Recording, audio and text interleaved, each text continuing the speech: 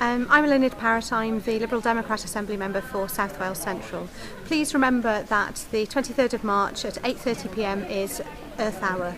It's time for us all to switch off our electrical gadgets and devices and live for an hour without pumping electricity through our systems.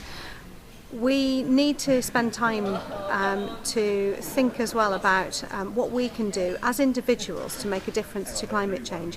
It can feel very much like it's a massive issue and that it's something that someone else will tackle on our behalf.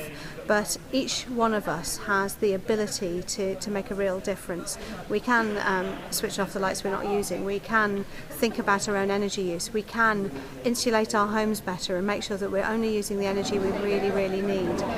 We can do all of those things, and we can encourage politicians like me to place a renewed focus on how we generate our energy and move towards more renewable forms of energy generation.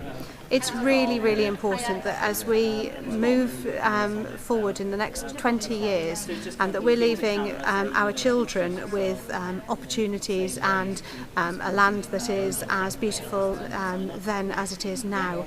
And for that reason, I hope you'll join with me at 8:30 on the 23rd of March and sign up for Earth Hour.